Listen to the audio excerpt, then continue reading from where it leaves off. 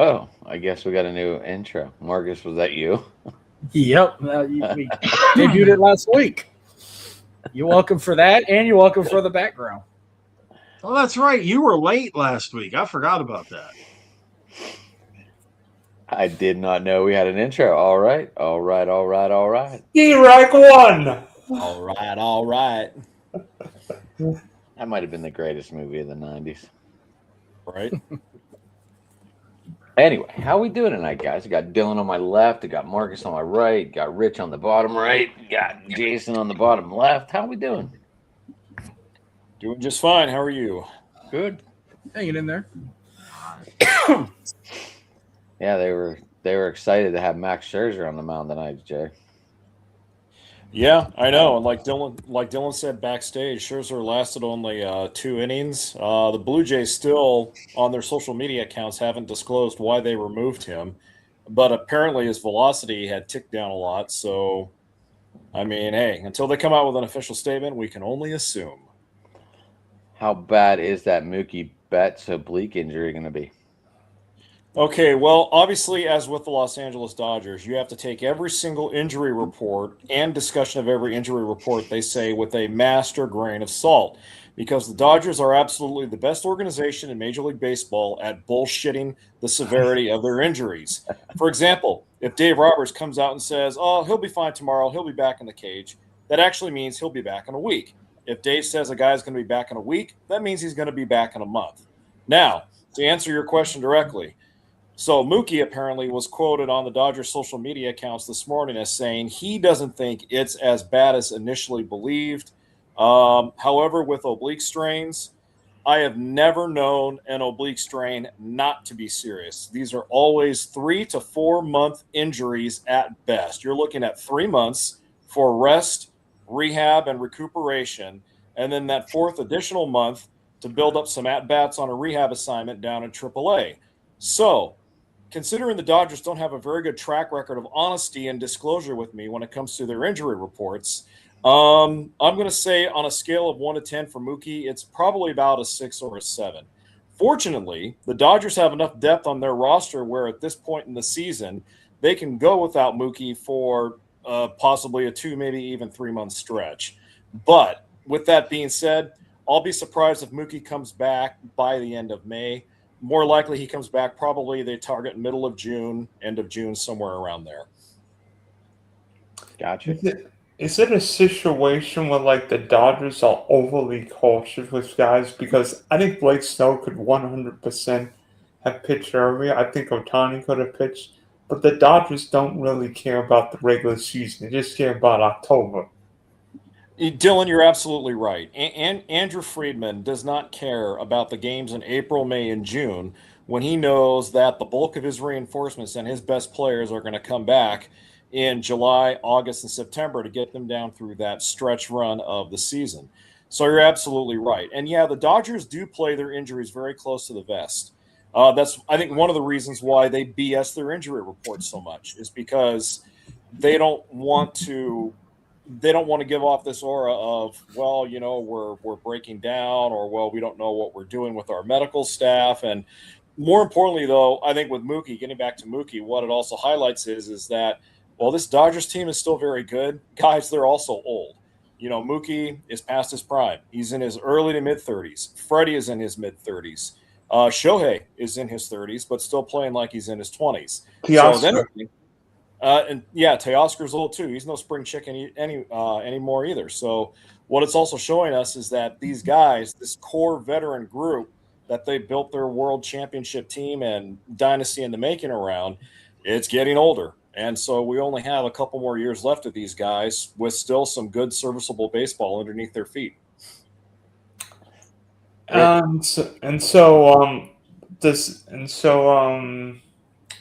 mean, I think we heard that the Dodgers are going to go with a 6-man rotation. Is that what I'm hearing? Eventually, they will go to a 6-man rotation, Dylan. Once they get Snell back fully healthy and some of their other starters back, then yeah, they will go to a 6-man rotation. But it won't be until later in the season because, again, they want to get all of the starters for that 6-man rotation fully healthy and ready to go. So it's going to continue to be For the moment, it's going to continue to be guys like Shohei. It's going to continue to be Glasnow. It's going to continue to be guys like Robleski and guys like, I don't know, take your pick of who else could fill out the back end of the rotation until Snell comes back. But eventually, they will go to 6-man. Rich, I don't know what it is. I mean, do fans fans panic too much early in the season? Because I'm hearing nothing but panic from Red Sox fans saying, holy crap, all team sucks. I mean, you've seen the Red Sox line tonight. It looks, I mean, I saw a lot of these guys in JetBlue in February and March. What would be your panic if you were in Fenway? I don't know if there really would be. I think they're just having early season struggles. Guys are going to play. Their guys are going to come around. They're going to play well. Pitching's a little, suspect. But I mean, I think the Red Sox are going to be fine. They'll contend. They'll start hitting. You got Anthony and Duran and guys like that. They're going to be fine. I don't know. I mean, some of these guys haven't hit. I mean, Duran's out of the lineup tonight. I mean, some of these batting averages, like Durbin is hitting 129, Meyer 185. Not that we care about batting average anymore. It's more about power. Did you see the situation with both Contreras brothers playing in the same game tonight? Yeah. Yeah, you knew that was going to happen at some point this season because, with the way they've got the interleague play going and all that. It's kind of cool that, you had the Naylor boys playing against each other first week of the season when Cleveland was in Seattle. In Seattle.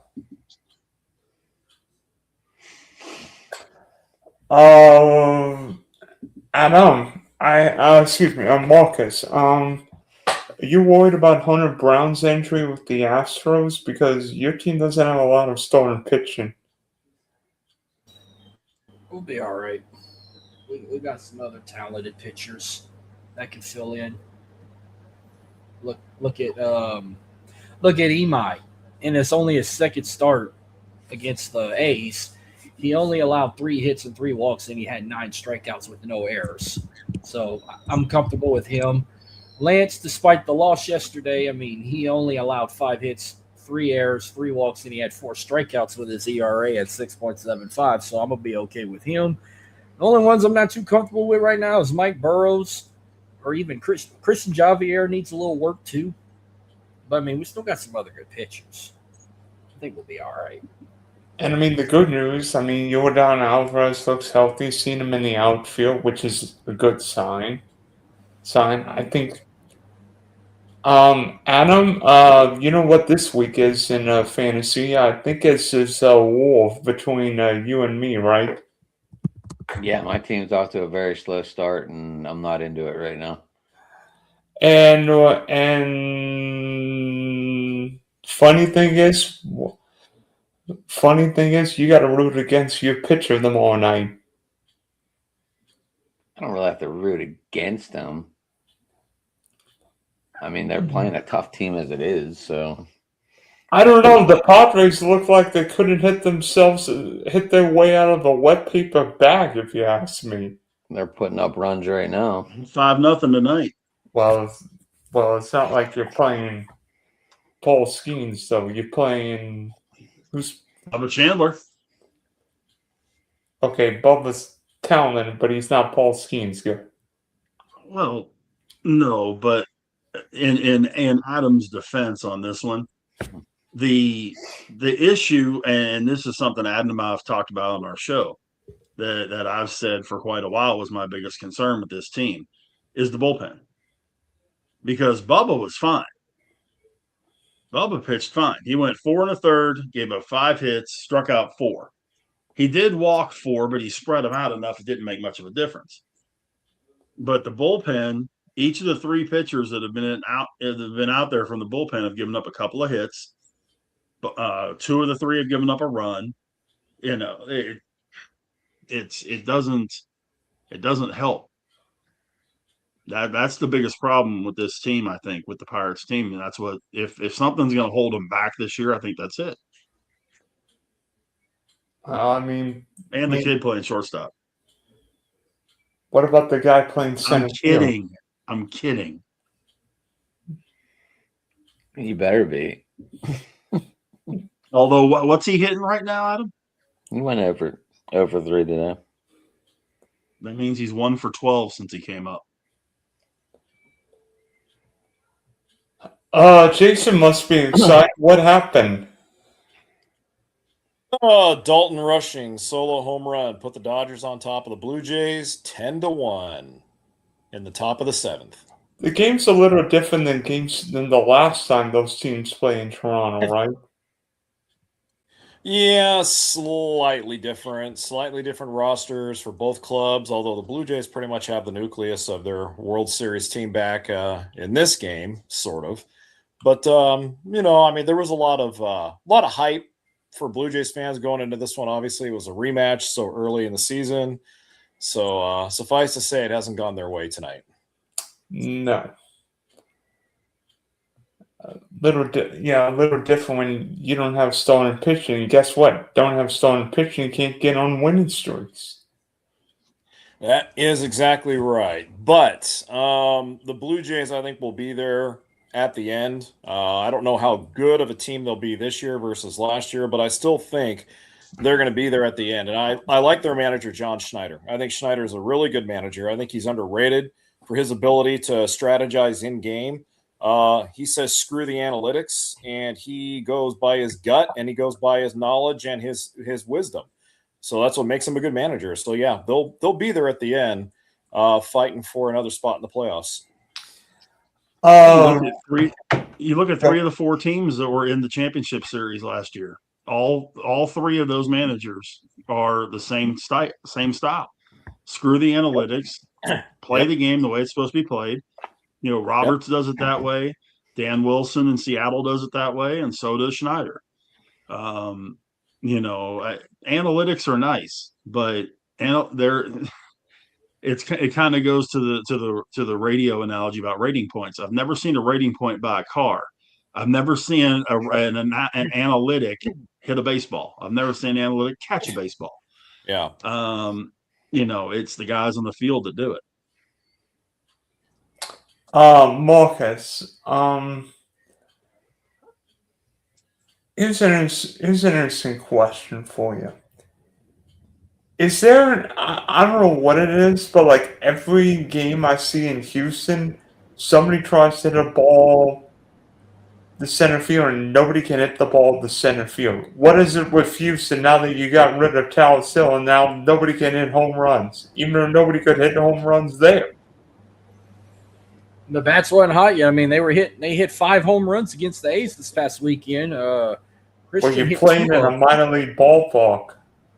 I mean, in Houston, nobody can hit a home run the straight away center field. I guess the bats wasn't hot yet. Now they getting hot all of a sudden.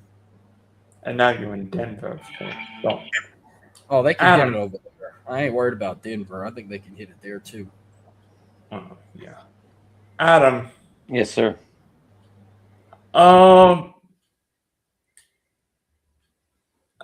Where would you play O'Neal Cruz if you were Don Kelly, who I believe has been ejected tonight again? Good. He's sticking up for his team. You need that firepower. I mean, Rich, Don Kelly's been ejected at least twice in the first week and a half, right? Good. He's sticking up I for agree his with team. Adam. I agree with Adam 100%. Both times he's been thrown, it's been for legit purposes. It's not, and I mean, there will be those times where it'll be like, okay, I've got to get tossed to get this team fired up. In this particular case, I agree, Adam's 100% right. He's sticking up for his team. The umpires screwed it up. And what happened? Umpires don't like it. And in that case, well, they chuck the umpire. What happened? Or chuck the manager. I'm sorry. I honestly don't know what happened. I don't have the Tonight game on. it was another case of the home plate umpire. Oh boy. Yeah, just like it was the other day. What was it, Friday or Saturday that he got tossed? I think it was. You know, the I home don't plate. think it was the home opener, so I think it was Saturday, Rich. So yeah, I knew it was one of those two, but yeah, I mean he's and it's not one of those cases where it's one call that leads to it. It's a buildup that I've been seeing. You know, it'll be 3-4 bad calls in like 2 innings. Oh, And and wasn't Don Kelly ejected for like the umpire look into the dugout? And I'm like, the what? other day, you mean? No, tonight. I don't think so. I gotta double check that one because I didn't see that part of it. Huh. By the way, for those that are keeping track, it is still 5-0 Padres. But I can definitely look at that. You know, well, what? Not even 2 weeks into the start of baseball season, loads of time to go. One big change we've seen is the automatic ball strike system, and you know there've been some good things, bad things, and if you're CB Buckner, you probably want to hide under. You probably want to forget about the first 2 weeks of the baseball season.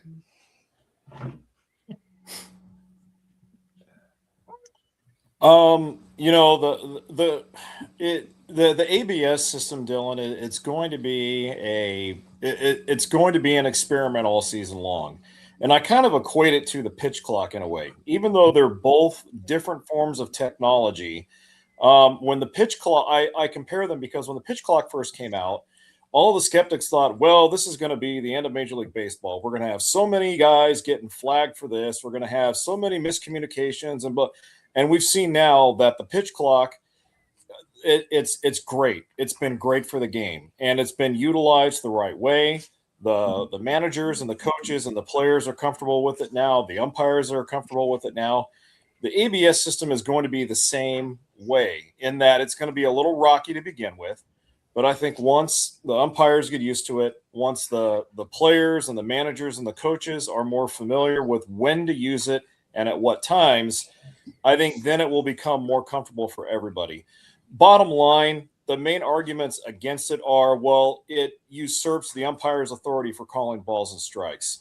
And while I'm all for the human element of the game, my feeling is this. Over the last 10 to 15 years, we have seen some very poor, inconsistent calling of balls and strikes by umpires. And so for people like CB Buckner and Richie Garcia, the head of the umpires union, who constantly bicker, complain about the system, well, you know what? My response to them is, well, why don't you train your umpires a little bit better? Now, I know the strike zone changes based on also where a batter stands in the box, how far or how close he is to home plate, how far up or how far back he stands in the box. But still, we have seen a lot of games decided by some very terrible calls. And so the system was put into place not to expose the umpires, but actually to help them. So if that's what it takes to let them know, hey, you guys need to do a better job, I'm all for it. And so far Jace, right now, yeah, go ahead. No, go ahead. I thought you were finished. Go ahead. Just my last thought here, Big Rich. I'm sorry, I'm pontificating. You're good. My last thought. My last thought on the ABS is, I think right now as an experiment, it's going fairly well. I think the 2 challenge limit is good. I think they're sticking to that. And if the umpires continue to get pissed about it, oh well, too bad, so sad. It's the rule. Get used to it. It's here to stay. I think it's going to suck about it. Oh, sorry, Rich. I thought you're okay. The strike zone doesn't move. The strike zone never moves. It is there. It doesn't matter if you're close to the plate, back from the plate, up in the box, back in the box. It's still pits to knees. It's still 17 inches wide. The plate doesn't change, but the strike zone on the ABS system in that box never changes, which is the problem. Because if O'Neill Cruz is up there, he has a much bigger strike zone than somebody like Jose Altuve. And that box doesn't change. So if they make an ABS call, It doesn't change. It also doesn't count for the depth. Jacob deGrom threw a slider tonight that they made a call on. That when it crossed, it can't. The strike call is when it crosses the plate, when it crosses the back of the plate. Okay, pitch was a strike when it crossed home plate. When it got into the dirt, it went down out of the strike zone. Umpire called it a ball. ABS agreed with it. They showed the replay. It was right at the guy's knees on the inside corner. Then it hit the dirt. It was a strike until it hit the ground behind home plate. ABS doesn't compensate for that stuff, which, like you were saying, Jace, fine tune, work on the system, that kind of deal. They've got to work on that. That's, the umpires being butthurt about it. I don't care. That's neither here nor there. But they've got to work on the system itself and get it to fine tune itself. This one got me. This one got me the other day. I don't know if it must have been yesterday when they called strike 3, and then the batter still had one. The team still had one challenge left, so he challenged it anyway, and they got called a ball. But I mean, he still struck him out anyway. But imagine watching the World Series and you're down to 3. You're down to a 2-2 count, and the umpire called it strike 3, and you can't celebrate yet because he's going to challenge. Right. And that's where it's really going to get interesting, is how the ABS system is implemented in postseason play, and I haven't heard anything yet, but it makes me wonder that once the playoffs roll around, will MLB alter the rules a little bit? Meaning, will they drop it down from 2 challenges to 1? Or I don't know, but you're right, Adam. You bring up a good point, because if the ABS system goes against a team in the postseason, that can be just as disastrous as an umpire making a wrong call on a pitch that he shouldn't have made to decide a Game 6 or a Game 7 potential clincher. I mean, we even saw in the World Baseball Classic where there was a pitch that was way low that ended the game. Well, if that had been EBS, he all gets another chance.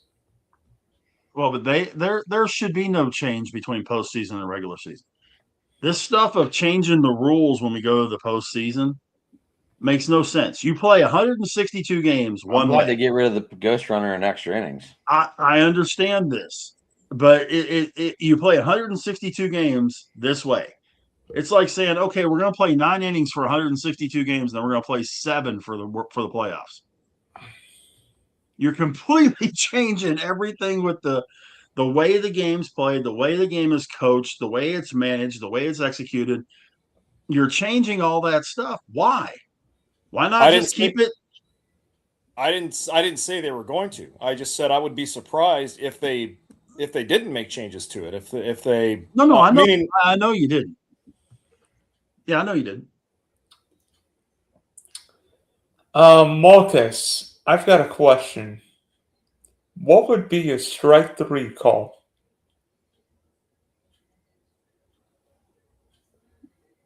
If you were, Jeremy, I hope you feel better too. I saw you're sick. I know he's watching. Oh yeah. Hey, Jeremy. What was this question? Yeah, now? definitely. Strike 3 call. Marcus, if you were an umpire and you could ring up somebody on a cold third strike, what would your call be? Oh man. Like, I guess if they run outside the lane too much, I'll roll that an out. No, I mean, if you were the home plate umpire and the pitch is right down the middle and you get to call somebody out on a cold third strike, what would your call be? Wait. Strike 3, you're out, motherfucker. That'd be me. Ooh. I'm not sure the Umpire Association will want you saying it. I'll just say like Ace Ventura. You're out of here. Sounds like you need some of that Vicks rub, dude, and some like vapor inhaler stuff. What's that commercial that Johnny Bench did back a few years ago? Blue Emu. Yeah, baby, Marcus, you might need some Blue Emu. That's Jeremy. Yeah. Jeremy's the one that can't breathe. Oh, No, I can tell you this, man. Mary got a humidifier that she can put Vicks in. The Vicks Vapo Rub, that Vaseline type stuff. And man, I'll tell you what, you talk about clearing out your sinuses. Holy crap. That good stuff. Oh, phenomenal. Yeah. It'll clear out the whole house. oh, If you position it right, you'll clear out the whole freaking house. By the way, we were talking about a minute ago about Kelly. It was the same thing it was the first time he got ejected, which was a check swing call with the bases loaded, 2 out, and it was a bad check swing call. They rung the guy up, and I just saw the replay, and it wasn't even close. It was a check swing, no question, and he rung it up. So that's what Kelly came out arguing about. By Yeah, the way, Blue Emus for the sore muscles, but that Vicks Vapo Rub stuff in that humidifier, because Vicks makes a humidifier. Oh, they do now? Yeah, they do. It's like CVS and Walmart and places like that have it. Non-paid them. endorsement. Oh, you got one at your house too, huh? Yes, sir, I do. And that I can attest to that, man. It works wonders. Love the Star Wars poster, by the way. Oh, thank you much. It's like one of those ones you go to a Comic-Con or something with to get autographed. Ordered it With that online. space in the bottom left. Yeah, I ordered it on Amazon for like $10. Got a deal on it. Pretty cool. There you go. Empire Strikes Back's the best one ever. I agree. I actually have movie posters for all 3 of the original films, but this is the only one that I have framed so far. I got to find more wall space for the other one. Jay, you should get the grunt style shirt. The FAFO and the O is in the shape of the Death Star. I'll do it. The only FAFO shirt I want is Brock Lesnar's new FAF5 shirt. Brock Lesnar. FAF5. What was that? Wait, that was Heyman came out saying that the other day, didn't he? Yeah, Mhm. that's when Brock came Yep. back, and then they started this build-up with they're having a contract signing tonight for it. Yep. And no, I'm not. They're in Houston tonight, and I'm not there, but it's okay. I'll be there in September for Money in the Bank when they go to New Orleans. Oh, you are going to New Orleans? Yeah, whenever they want to fucking put the tickets on sale, and they still are not on sale yet. So it makes me wonder what is going on. They don't like New Orleans, Marcus. You should know this by them taking away WrestleMania. Well, they might give it back to us for next year because of the war going on in the Middle East, according to Jonathan Coachman. Yeah, we both did pretty well the other night. Yeah, and I immediately With our uploaded it picks. on audio platforms, and I went 6-1 in my picks. I think I went 5-2. The only match I lost was the tag titles. The Vanity Project retained against Los Americanos. Saturday morning, same time, 10 a.m. I don't really have nothing WWE related to talk about. The only thing we'll predict is TNA Rebellion, and we're going to predict Tyson Fury versus Arzin Black Makhmadov. As they fight Saturday, too. Gotcha. Adam, check your phone. I did. Are we good? Okay. We ready to get back on topic, boys? Yep. Go for it, man. Your show. Go for it. Rich, can the Rangers find a closer? I'm playing Your lips to God's ears, buddy. On their current staff, no. It will be piecemeal at best. The only guy that I can see on this current pitching staff that might have a shot at it, and I don't know if they're willing to give up on him being a starter, is Kumar Rocker. Kumar Rocker has the stuff to be a closer, but I just don't know, and it doesn't make sense why they wouldn't put Jacob Latz in as the 5, move Rocker to the bullpen, and see what they can get out of him. And I wouldn't be surprised if Schumacher doesn't do that here in a little while. Garcia ain't it. Martin ain't it. Beeks sure as hell ain't it. Unless they make a move, they don't have one on this roster, Adam. They really straight out don't. Are they going to make a move for one, or what about done in AAA? Or is there Well, if anyone they in don't the have is there one- anyone in the depth chart that's like even close? I don't think so. I really don't. They're going to have to make a move at the trade deadline. Even probably sounds like before that. Well, yeah. I mean, unless they move Rocker back there and he does halfway decent with it, but I think you're right. You know, they need to make a move, get a guy in there. There's a guy that's running around. I don't think he's signed. I'd have to double check and look. That could probably, if he did extended spring training, be very fine, and that's David Robertson. David Robinson retired. David Robinson retired. Well, I'd still pick up the phone. Yeah, I mean he's 40, but I mean hell, he can give you an inning. At least you would hope, right? You would think. I mean, he's got to be better than what you had. Jason, hell, if you want to get rid of Kirby Yates, we'll take him back for a minute because he got to be better than what we've got. Hey, Kirby Yates is on the Angels right now, so you can take him, man. That's right. I forgot he went to the Angels. Well, you know, he lives in the right area, LA. Yeah. Yeah. He's just 35 miles down the I-5. Only 8 hours away, right, Jay? Yep, that's right. They've had 3 or 4 pretty good closers over the last, group of years. And they're either hurt or they let them go. Josh Spores is not ready to come back yet. From what I'm hearing, it'll at least be after the All-Star break when he comes back. Now, he could be their closer. But by the time he's coming off of 2 shoulder surgeries, if he does anything this season, it ain't going to be much.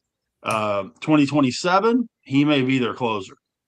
They had Robertson, they had Yates, they had Aroldis Chapman. They're all pitching for other teams. So, the only difference between them and the Pirates when it comes to their bullpen is the Pirates actually have a closer. Mark, Dylan hit on the rotation of Hunter Brown being out. How long do you think he's going to be out? It says 15 days, but I'm reading up on this injury. It sounds like it might be a little longer.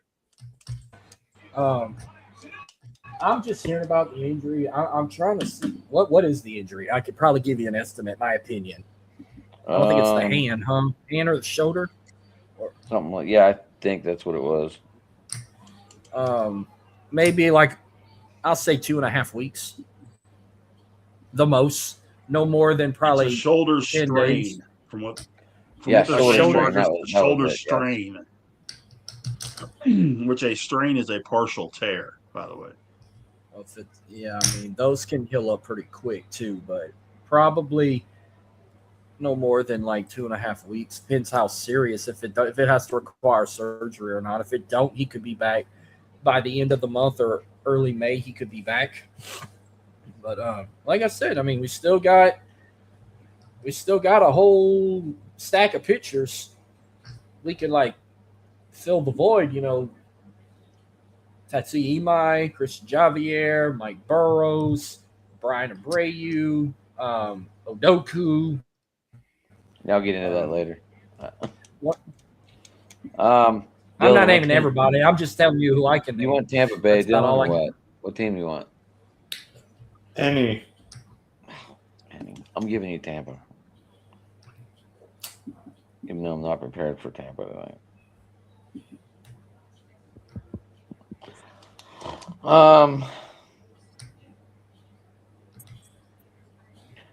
Jay, I was going to ask you about your pitching woes, if you want to touch on that again. I know you can't Blake Snell back to at least late May, it says now. Yeah, so kind of an update on that. I saw. And Gavin Stone also went to the 60-day IL too. Yeah. Stone's on the 60-day IL. He was just transferred there. He's probably not going to be back before the All-Star break.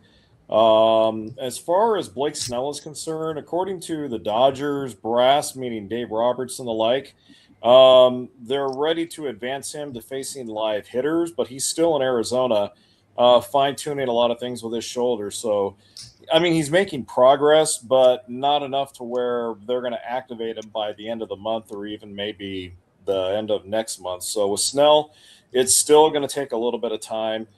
He and Stone are really the only two starters that are bitten with the injury bug right now. The rest of their pitching problems with injuries come in their bullpen. I mean, Brock Stewart is still injured. Evan Phillips is not going to be back until after the All-Star break. Brusdar Graterol, who knows? And then that guy they got before the start of the season off waivers or in the trade with the Yankees, Jake Cousins, he's on the injured list. So, yeah, as always with the Dodgers, it's injuries and pitching. That's the one trademark of this franchise. So it is what it is, but got to deal with it. Okay. Marcus or Dylan, what about Yes. your Tampa Bay Rays early bullpen woes? Well, by the way, the Rays finally played their first game at Tropicana Field since Hurricane Milton destroyed the stadium. How many days?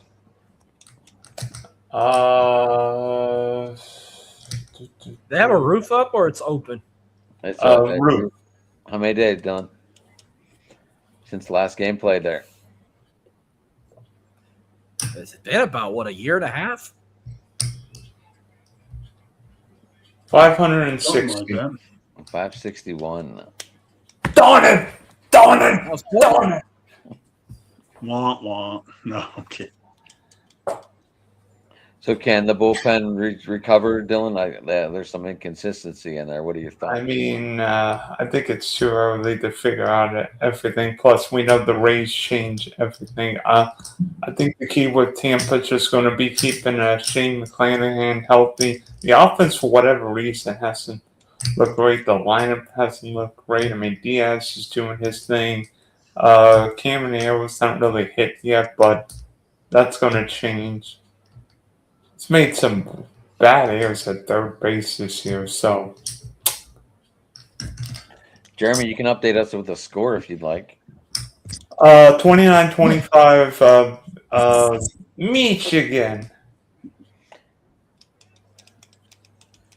Yeah, it's a hell of a game so far. I've been enjoying it. I was so glad that UCLA took down Dawn Staley in South Carolina despite everything with Gino going on right now.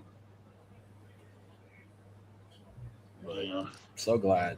I was kind of disappointed Arizona didn't win because then it could have been me and Jeremy facing off in our brackets. Who the fuck's lying? Who the fuck So, is so who Who is wins? this dude? Who wins? Who is this after Michael all Lum this? Who's this Michael Lum dude?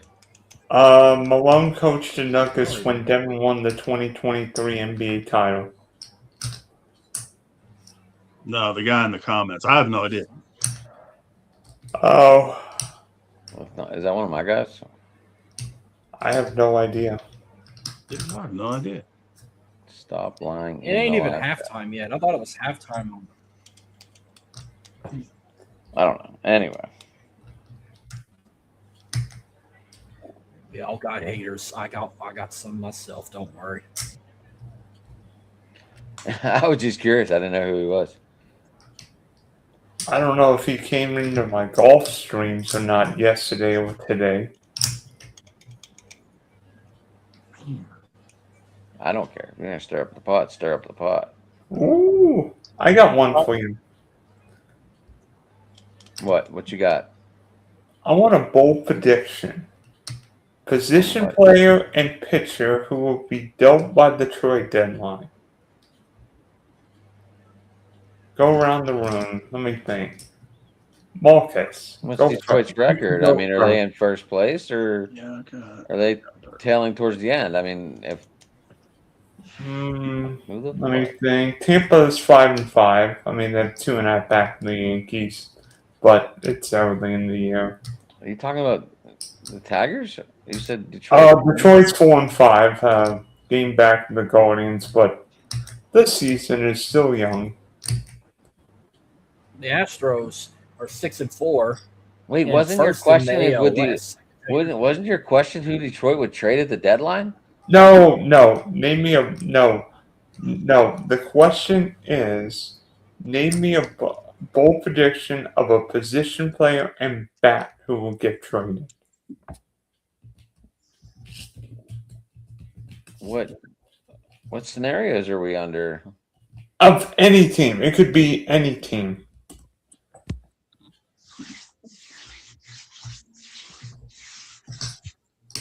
I don't think your question is. I don't know. Someone else take over this part.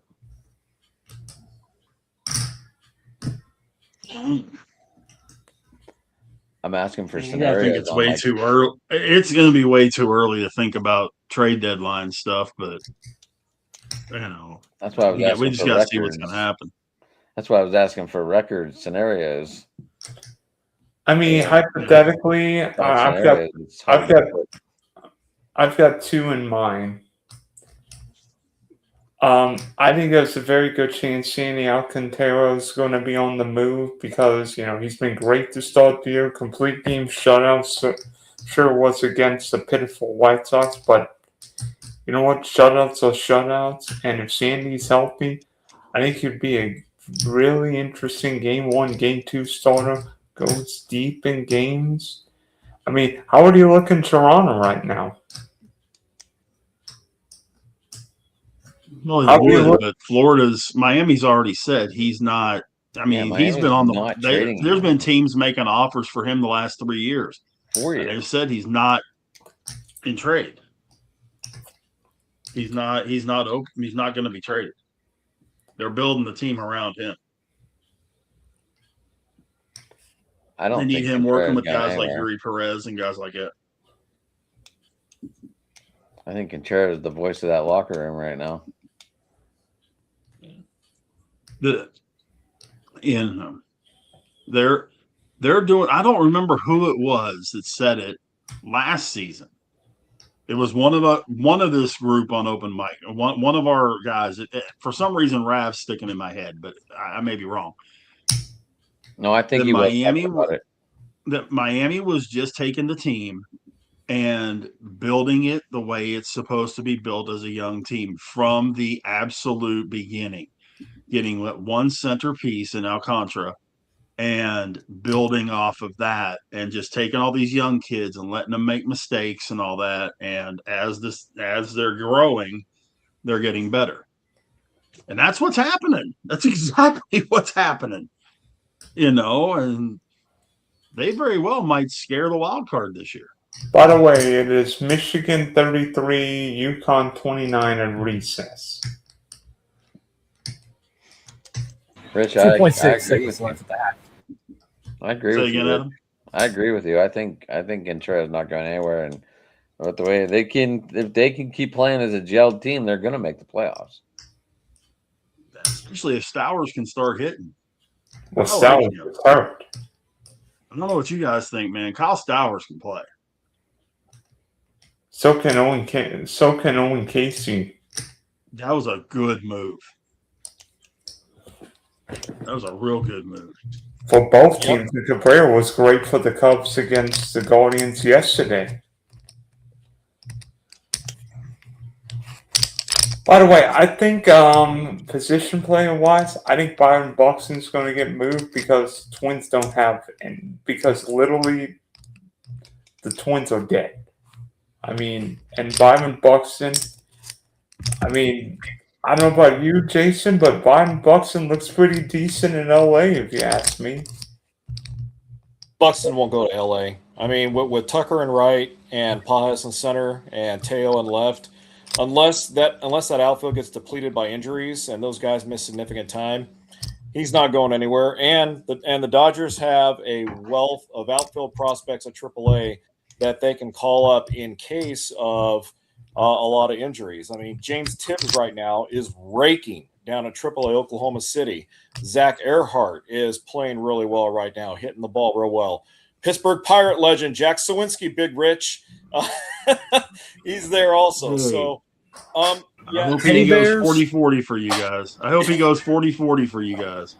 Thanks. So yeah, Dylan, I don't see Buxton getting My traded son to the wanted a Dolphins. Jack Sawinski jersey and started laughing. He's Yeah. like, I just want it for shits and giggles.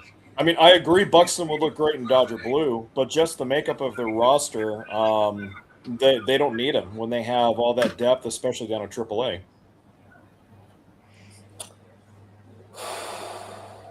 Gotcha. Oh, I've got one for everybody. What is the worst rule in Major League Baseball right now? The worst rule in Major League Baseball? Yes. Worst rule in Major League Baseball. It can be any rule? Yes.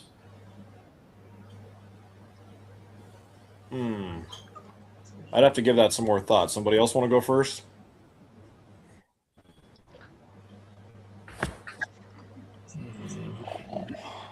I'll go first. Ghost Go ahead, Runner. man. I'm glad Ghost somebody Runner. else said that. Okay, yeah, the Ghost Runner. That's obviously that's your only answer. That's your only answer, basically.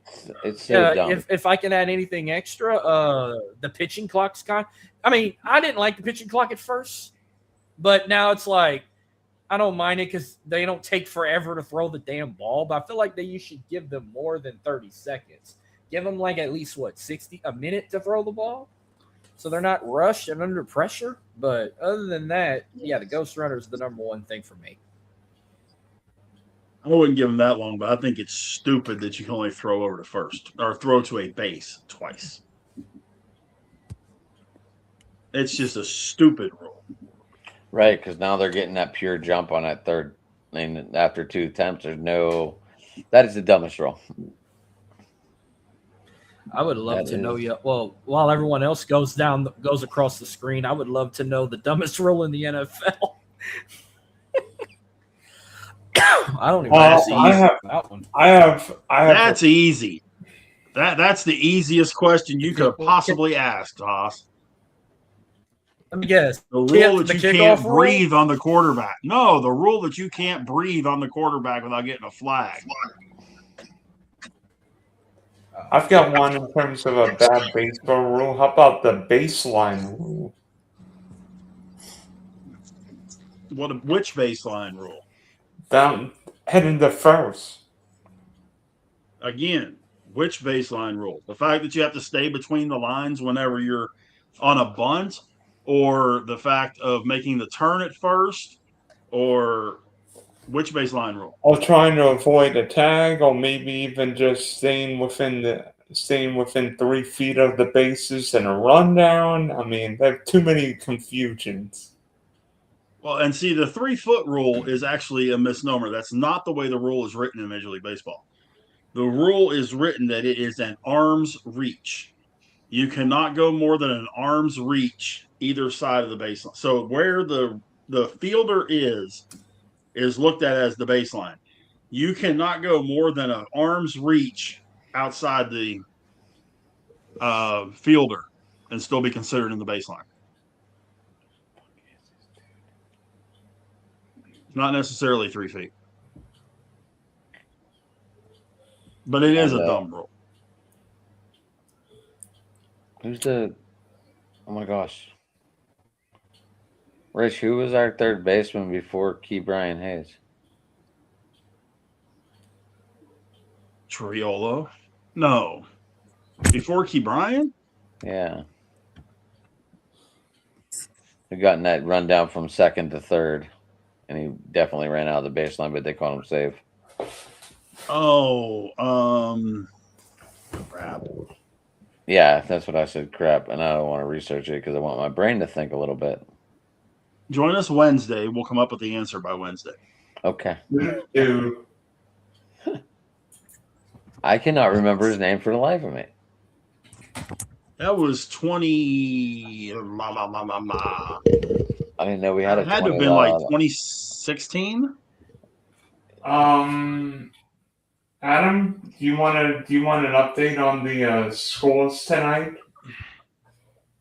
No, we're trying to think of this guy. Because Hayes joined the Pirates in 20, so this would have been 2019.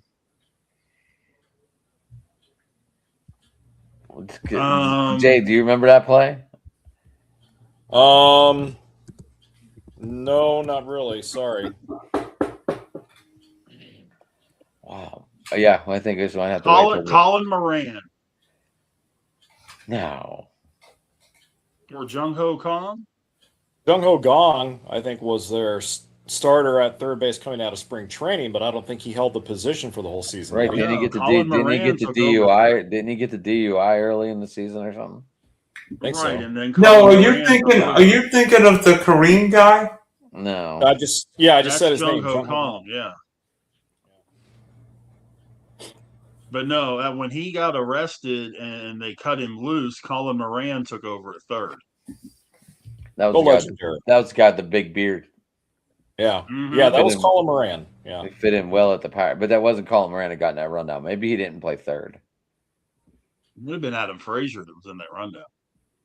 No, it wasn't that. Holy cow! You seen the pictures at Talcott Field tonight? Looks like they're playing at Oakland Coliseum without fewer people at the It stadium. wasn't Cole Tucker, was it?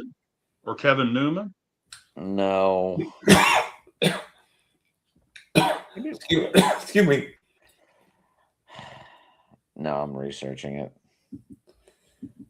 Just say outside of them, Eric Gonzalez and Jose Ozuna, that's pretty much the whole infield because it wasn't Josh Bell. That I know. Oh, I've got one for you guys. What is the worst weather you have Josh seen? Harrison. Oh, Jay Hay. What's Sorry. the Go ahead. What's the worst weather you guys have seen, either personally or on TV at any baseball game? That's what? Baseball game? Yeah. Talent? I mean, I've seen him play in No, snow a weather. couple of times. Weather. I've seen him play in snow a couple of times. Well, I remember, Dylan, when I went to Wrigley Field in 2006 to watch the Dodgers play the Cubs. This was in the end of April, and it was a 65-degree day in Chicago, which you say to yourself, okay, awesome, wonderful weather.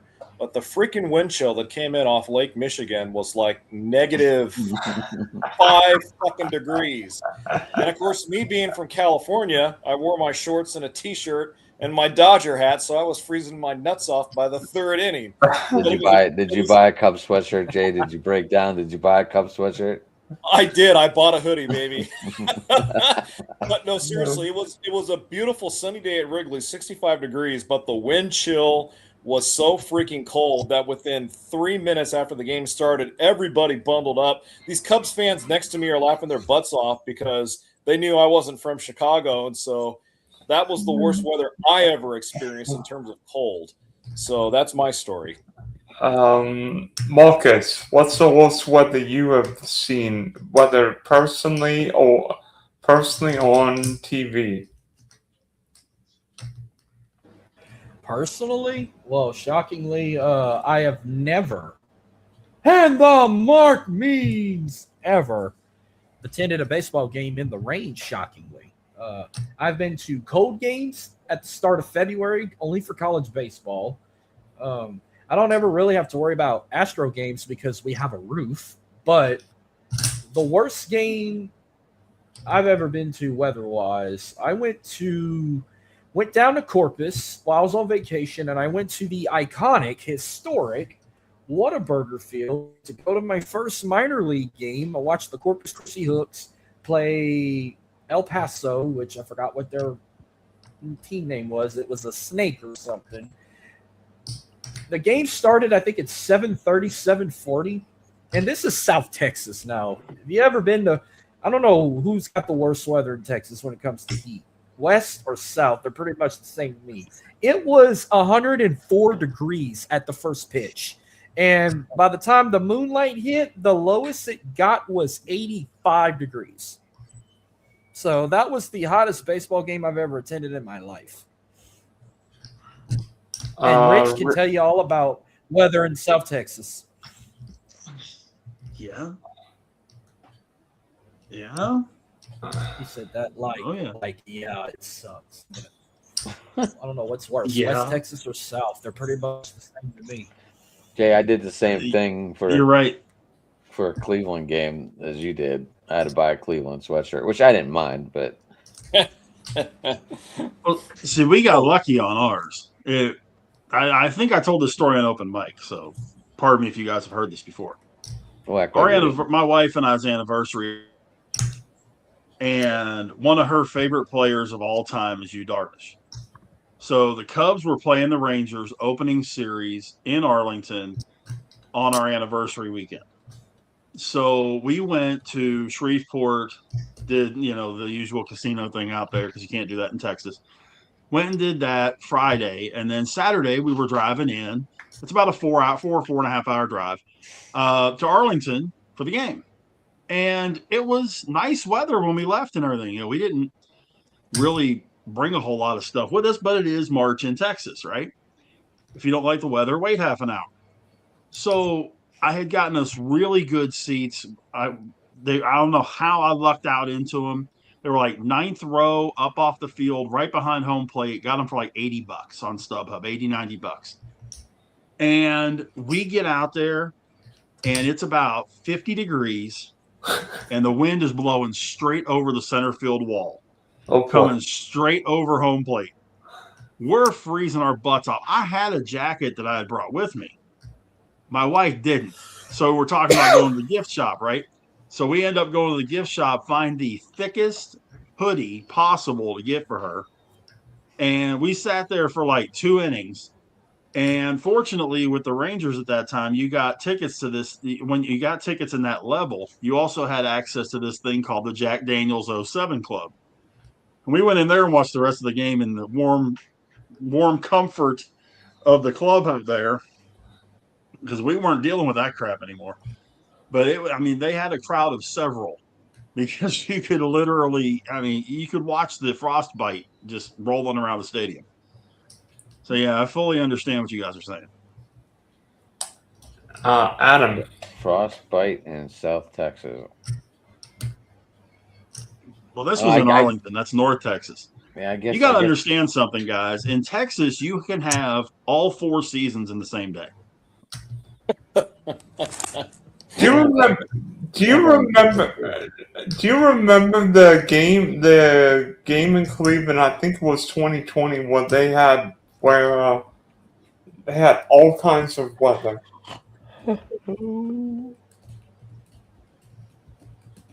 Yeah, what? They had all kinds of weather. I think it was that Raiders-Browns game in 2020. Well, the Raiders. 2020, that means there was no one at the game. There were a few people. Can't be. It was during COVID. Correct. Right. Oh, correction. They played The Raiders and Browns. Game I went to. Or Dolphins.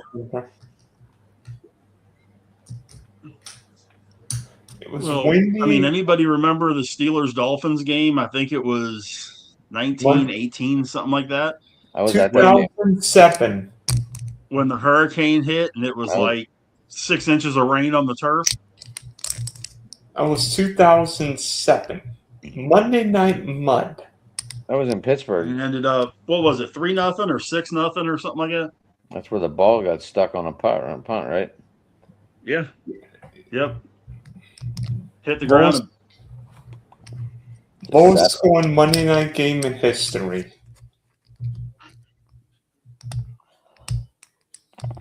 Adam, what's your worst weather baseball adventure? I had the same experience as Jay, but I was in Cleveland. Okay. I got two.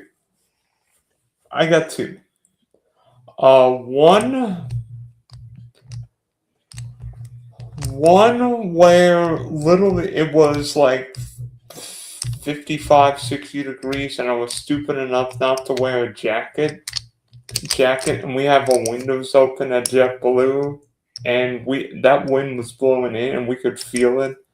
And I think a couple days later, the wind was blowing like 30 miles an hour in, and Vladdy Jr. hit a ball that on a normal day would have gone out, and literally the ball just went into the wind.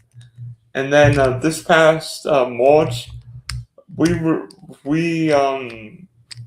our game was stopped in like the 6th inning, and it literally looked like one of those Florida thunderstorms, Florida, Texas, or Louisiana thunderstorms. So it just dumped on rain, and I mean, there was no way anybody would play. Like it went from nothing, like sunny, good day, great day for baseball, to rain in no time. Not fun, right?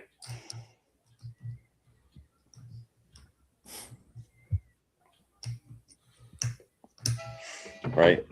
Who's got a choo-choo cell phone? That would be me. Okay, I have one. I'm too. on silent, so I am Sorry, too. guys. Oh, That's a little tribute to my dad. choo-choo. Well, I mean, you have a choo-choo train at your stadium, Marcus. Rich, don't hate on how our would you train. say your DH and your leadoff spots are doing? Say again. Your leadoff spots and your DH, how would you say they're doing this year, since they are all new people? Well, Nimmo is playing really well, which I kind of expected. I like Brandon Nimmo. I thought that was. I hated seeing Marcus Semien go, but I loved Brandon Nimmo coming over. He's a little bit of a more experienced guy. He's more solid in the outfield, and him and Wright makes a difference over Adolis Garcia. Plus, he's going to hit a whole heck of a lot better. He may not hit as many home runs. Well, he'll hit probably more home runs than Adolis did last year. Nimmo's not a home run hitter, but he'll get on a hell of a lot more. When you're running Langford, Carter, and Nimmo in the outfield, I'm plenty good with that. And he's been the leadoff hitter most of the time. And here this season, he can get on base. He can walk. He'll take pitches. This weekend, I saw a stat that it was either the Saturday or the Sunday game. He saw 25 pitches in his at bats. Just him alone. And one at 25 pitches in his his at bats for the whole game. Throughout the game, okay. Yeah, but 25 pitches. There's a lot of guys that don't see 25 pitches in a week because they're swinging, right off the go and all that. So yeah, I mean, Nimmo will definitely work a walk. He'll definitely work a pitcher. So I like it. I do. I think it's a good move. The biggest thing they've got to do is get that third base spot hitting. I really love what Jake Berger's doing too. Oh, I've got a question for you guys. Everybody wants to be Shohei Ohtani, Paul Skeens, Terry Schoolboy, Eric Jones. But there are some great what could have been players. Name me a couple of your favorite what could have been players. Players with all the talent, but for whatever reason couldn't put it together, whether it be injury, whether it be something between the ears, or just unluckiness. Is that like recent memory, Dylan, or can we go back into the archives? You can go back into the archives as far as you want.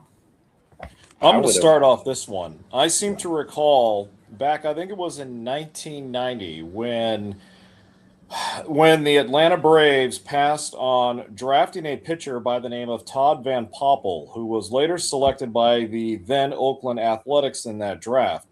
The reason why the Braves passed on Todd Van Poppel and ended up taking some guy by the name of Chipper Jones in that draft ahead of him is because they had concerns about Van Poppel's mechanics, his delivery, his ability to stay healthy. Van Poppel was at that time, I think, the highest rated pitching prospect going into the draft in that year.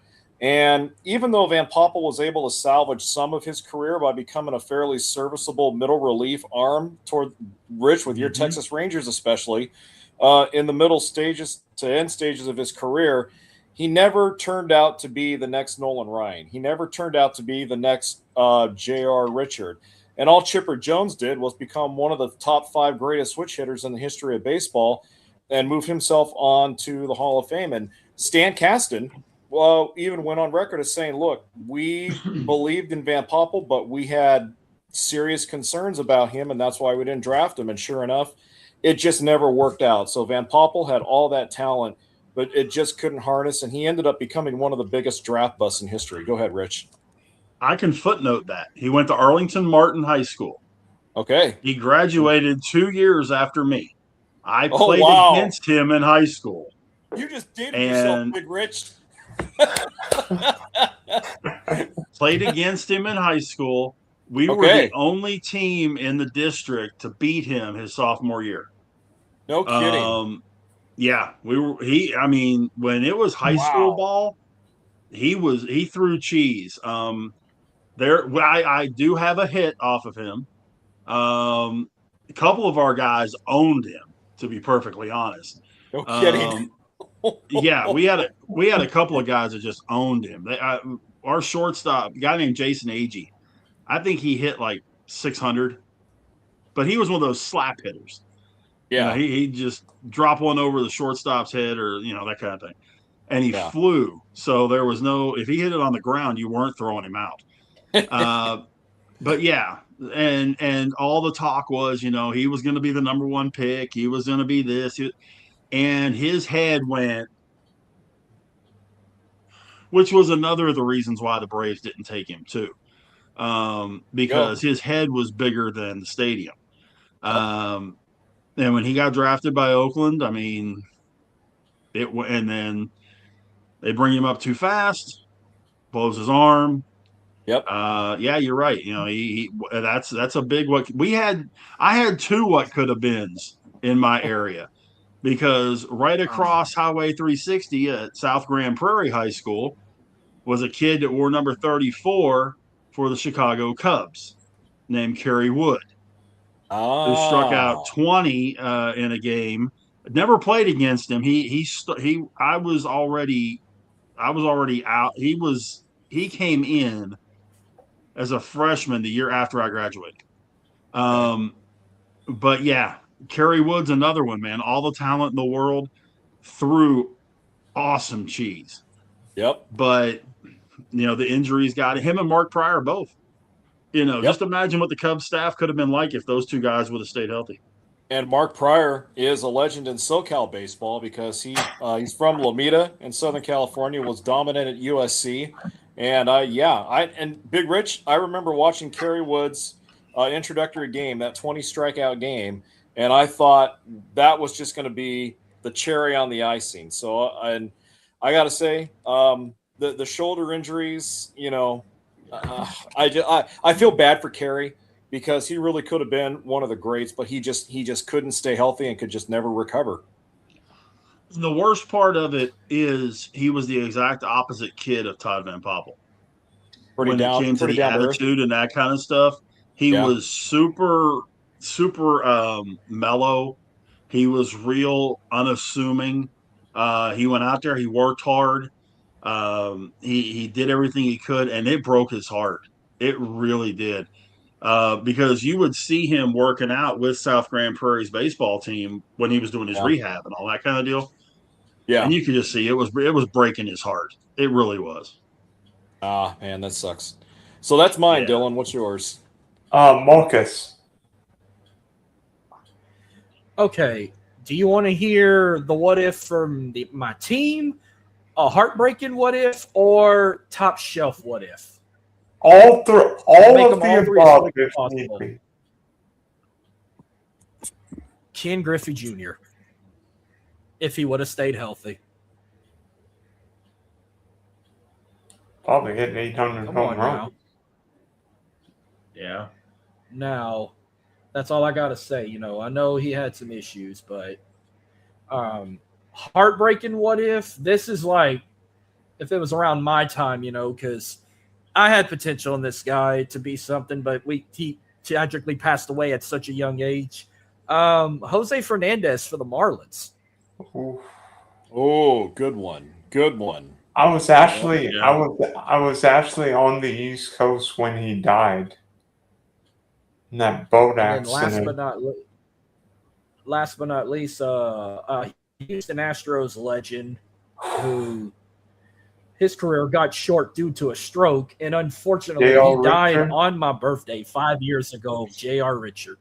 I J.R. heard Richard, stories yeah. about him, how good he was, till he had that stroke, and then he died on my birthday 5 years ago. So that was a stab to the fucking heart for as being an Astros fan.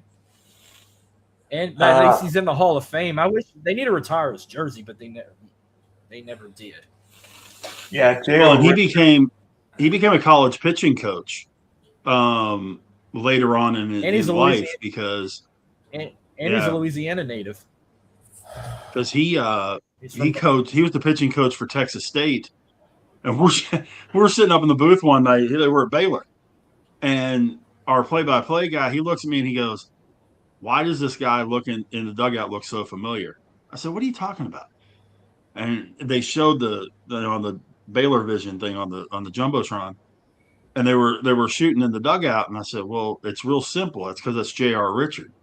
And he went, "No." I said, "Yeah, it's J.R. Richard. How could you possibly not notice J.R. Richard? The man's 6'8", that kind of deal." And he's like, "No." I said, "Go down there and check." This was during pregame. So he went down and got an interview with him while he was down. Came back up and we aired an interview with J.R. Richard. But yeah, he coached tell a you lot of what's- college ball once he got his life back together. He coached a lot of college ball. Yeah. Well, I'll tell you what else is heartbreaking. Allowing 8 freaking runs in the bottom of the 5th. It's now 8-3 Rockies. Whoop, whoop, whoop. Hey, Colorado, I mean, you never know. The White Sox swept Toronto. Leeds gotta can't win. in Denver. Can I say Adam, Mario? They're going to win Lemieux? some games. Can I say Mario And Lemieux? then McCullers is Yeah. pitching No, tonight. it's gotta too. be baseball. It's gotta be baseball related.